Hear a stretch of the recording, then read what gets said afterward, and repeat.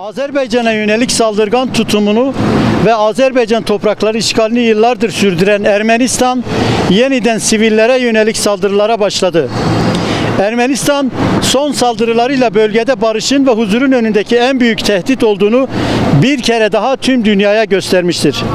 Bizler her zaman olduğu gibi bugün de tüm imkanlarımızla Azerbaycanlı kardeşlerimizin yanındayız.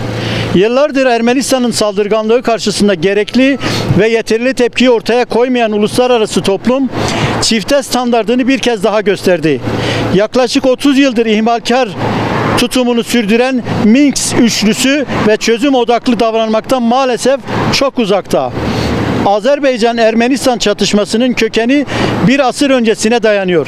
Sovyetler Birliği döneminde Stalin, Azerbaycan sınırları içinde bulunan Dağlık Karabağ'da bir Ermeni özerk bölgesi oluşturma kararı verdi.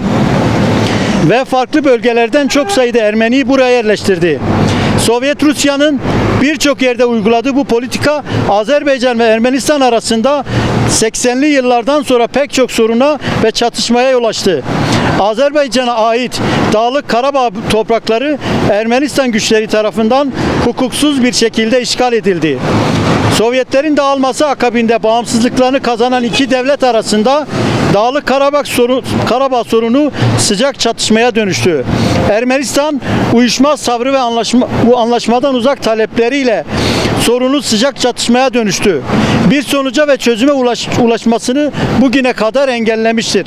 Azerbaycanlı kardeşlerimiz ise sorunun çözümüne her zaman yapıcı yaklaştı. Fakat zarar gören taraf hep onlar oldu.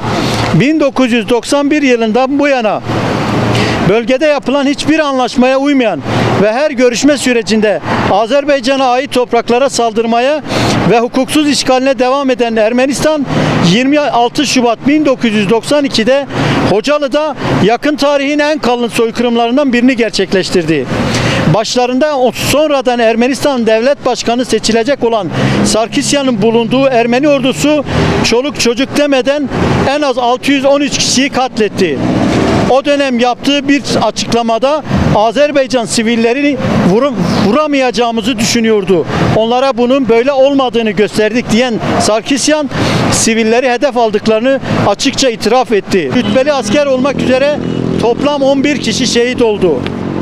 Bizler dünyanın sessiz kaldığı Ermenistan'ın bu haksız ve hukuksuz saldırıları karşısında Azerbaycanlı kardeşlerimize destek olmaya devam edeceğiz. Azerbaycan'ın uluslararası hukuktan kaynaklanan haklarının her platformda destekçisi ve savunucusu olacağımızı buradan bildirmek istiyoruz.